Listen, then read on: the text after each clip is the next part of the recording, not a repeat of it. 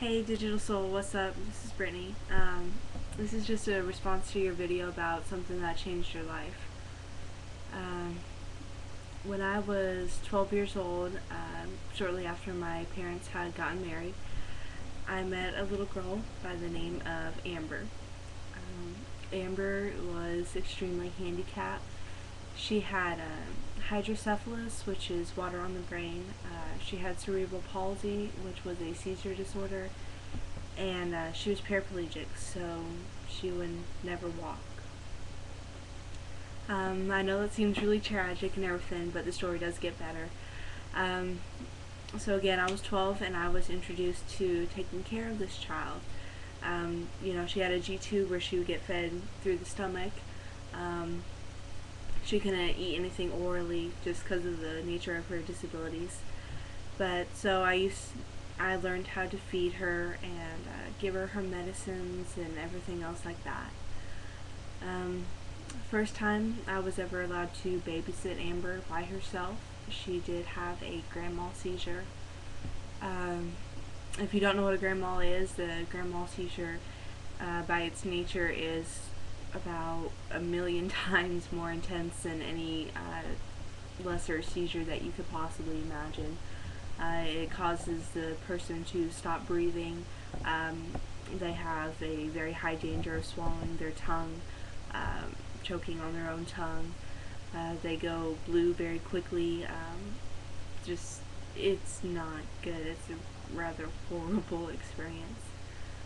And as bad as that is, it taught me that I had a child's life in my hands, even though I was a child myself. And it gave me a type of responsibility that I would never see in my entire life otherwise. So that night, 12 years old, was the first time that I saved somebody's life. And I just remember sitting there and holding her in my arms, just waiting out the seizure.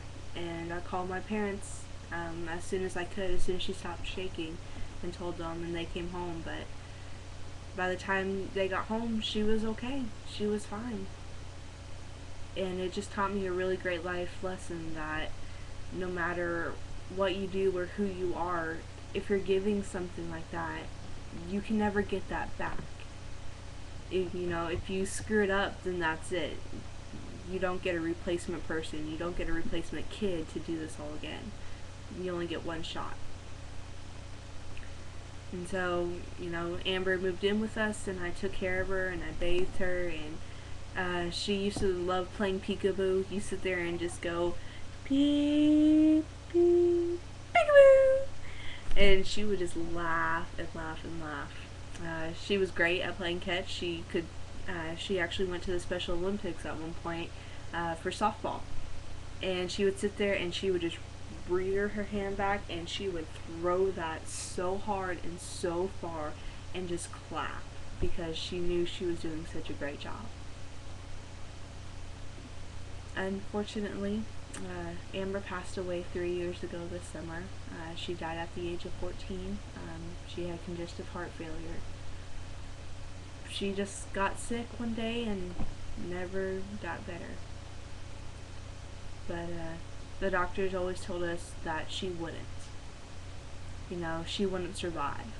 She lived until she was 14.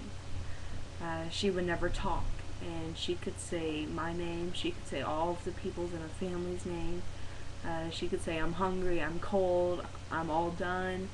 Just whatever it was, she gave you attitude just like any other teenager.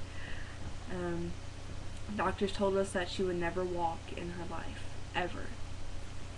And there was one day where we put her knee immobilizers on her legs, stood her up in a walker, and then took the straps off. And Amber walked 3 steps across the gym floor. Which is probably one of the most awesome moments that I've ever had in my entire life, is seeing a child like that do what the professionals and the people that we trust with our lives in this world tell you that she can't. So it's really cool.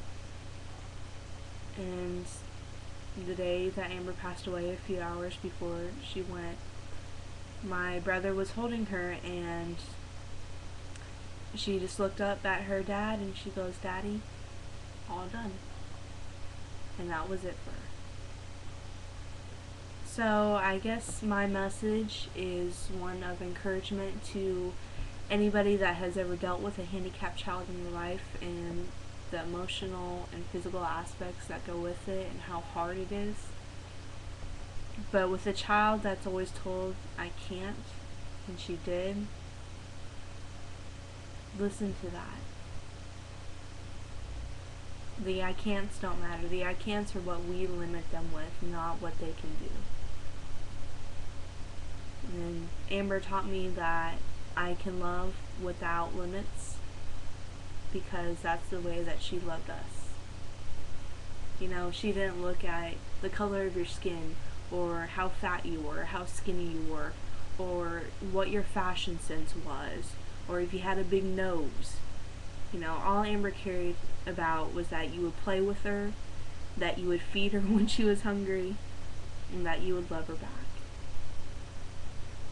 And that was her greatest gift to this world, is being able to teach whoever she came in contact with that it's okay and it is possible to love unconditionally.